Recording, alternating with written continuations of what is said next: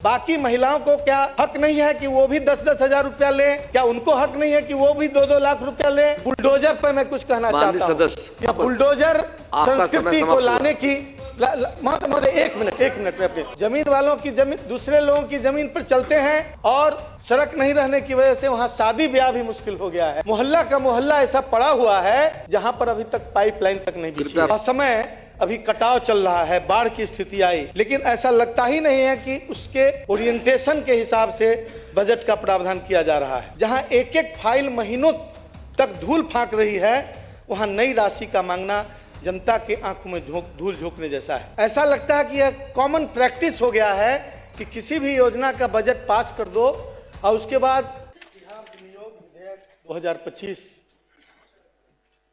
पर 10 रुपए कटौती की मांग पेश करता हूं। 9 मिनट बोलना आपको। आपको समय दिया गया है राष्ट्रीय जनता दल को 9 मिनट का। महोदय नहीं बोलना चाहते हैं? अध्यक्ष महोदय बैठ जाइए। अध्यक्ष महोदय, ये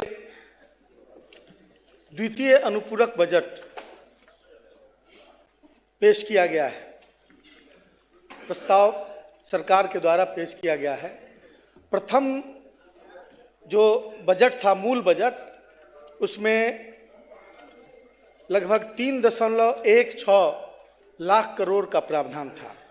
यह बजट लगभग 92,000 करोड़ का प्रस्तावित प्रावधान है।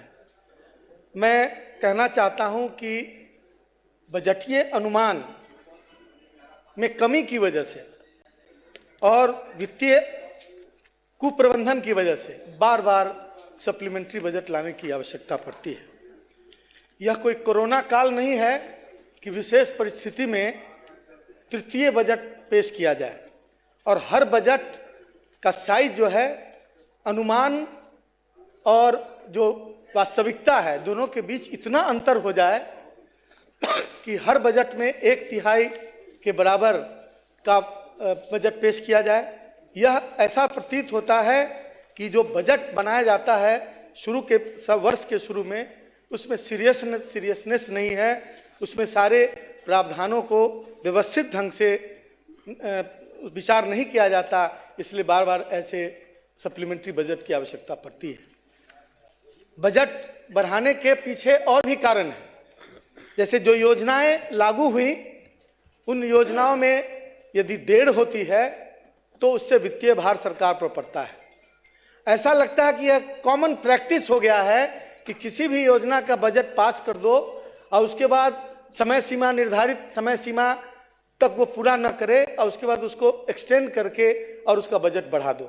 यह ऐसा लगता है कि ठेकेदारों की जो मांग है उस पर आधारित इस तरह के प्रावधान किए जाते हैं। यह इस पर रोक लगनी चाहिए।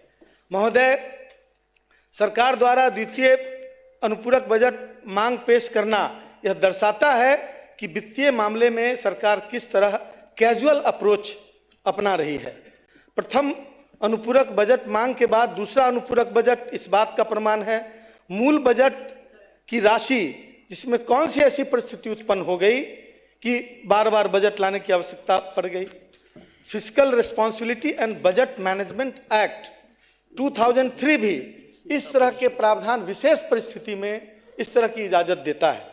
इसलिए वित्तीय घाट, जो वित्तीय निर्धारित सीमा के अंदर यदि वित्तीय घाट, ये अतिरिक्त व्यय FRBM एक्ट में फिस्कल डेफिसिट वित्तीय घाटा की निर्धारित सीमा के अंदर है। अगर सकल घरेलू उत्पाद GDP के 3% की सीमा से अधिक है तो क्या आज कोरोना या इस तरह की आपदा वाला समय है? आपदा तो असमय, अभी कटाव चल रहा है, बाढ़ की स्थिति आई, लेकिन ऐसा लगता ही नहीं है कि उसके ओरिएंटेशन के हिसाब से बजट का प्रावधान किया जा रहा है। अनुपूरक बजट में संसाधन कहां से आएंगे? क्या वो लोन लिया जाएगा या फिर जनता पर टैक्स लादा जाएगा? इस बात का भी जिक्र बजट के अंदर होना चाहिए था, लेकिन यह नहीं है। सरकार के सामने कई प्रश्न हैं।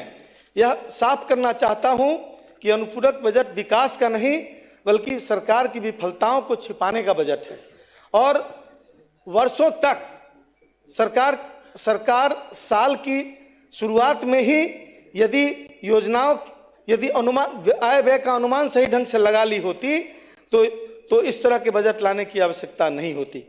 स्थापना एवं प्रतिबद्धता व्यय में वृद्धि का औचित्य समझ में आता है, लेकिन जहां तक योजनाओं पर व्यय का सवाल है यह तार्किक प्रतीत नहीं होता। अतिरिक्त सरकार कहती है कि इसमें योजनाओं के लिए अतिरिक्त राशि मांगी गई है, लेकिन मैं पूछना चाहता हूं कि पिछले बजट में आवंटित राशि का क्या हुआ। जहां प्रगति रिपोर्ट नगण्य है, जहां एक एक फाइल महीनों तक धूल फांक रही है, वहां नई राशि का मांगना जनता के आंखों में धूल झोंकने जैसा है। सबसे बड़ी बात है कि सरकार वित्तीय अनुशासन में फेल हो गई है, राजस्व संग्रह कमजोर है, केंद्र पर निर्भरता बढ़ रही है और सुधारों पर कोई ध्यान नहीं।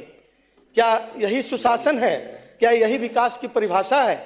मेरा मानना है कि बजट केवल आंकड़ों का खेल नहीं होता, बल्कि यह सरकार की नीयत का आईना होता है। लेकिन यह अनुपूरक बजट से स्पष्ट दिखाई पड़ता है कि सरकार के पास न दृष्टि है, न योजना है, न जिम्मेवारी है दिखाई पड़ रही है। राज्य के स्कूलों के हालात खराब हैं, शिक्षकों की कमी, अस्पताल में दवाओं की सुविधा में कमी, लेकिन बजट में इन जरूरतों को बहुत प्राथमिकता नहीं दी गई है। पिछले आवंटनों का हिसाब नहीं दिया गया, न ही निगरानी व्यवस्था को मजबूत की गई, न जवाबदेही। फिर से अतिरिक्त राशि की मांग का मतलब है कि सरकार भ्रष्टाचार और लीकेज पर नियंत्रण करने में असफल है। यह बजट बाढ़, सूखा, शहरों की यातायात एवं जल प्रबंधन की समस्या, ग्रामीण सड़कों के रखरखाव पर सरकार के पास कोई ठोस उत्तर नहीं है, जबकि जनता इन्हीं मुद्दों से परेशान है। सरकार विकास से ज्यादा राजनीतिक लाभ को ध्यान में रखकर निर्णय ले रही है। चुनाव को प्रभावित करने के लिए योजना बनाई जा रही है। महिला रोजगार योजना स्वागत योग्य है, लेकिन महिला रोजगार योजना की सस्टेनेबिलिटी क्या होगी, उसकी फाइनेंशियल सस्टेनेबिलिटी, आगे वह कैसे चलेगा? 2 लाख रुपया आप प्रति हर महिला को कैसे देंगे? और दूसरी तरफ यह भी कहना चाहता हूं कि 1 करोड़ 30 लाख महिलाएं हैं इस राज्य में, नहीं है, लगभग 6 करोड़ से ऊपर महिलाओं की संख्या है। बाकी महिलाओं को क्या हक नहीं है कि वो भी 10-10 हजार रुपया ले? क्या उनको हक नहीं है कि वो भी 2-2 लाख रुपया ले? इस बात का जवाब सरकार को देना होगा, क्योंकि बिहार की महिलाएं, जो बची महिलाएं हैं, वो भी इस बात के लिए अपेक्षा करती है। इसलिए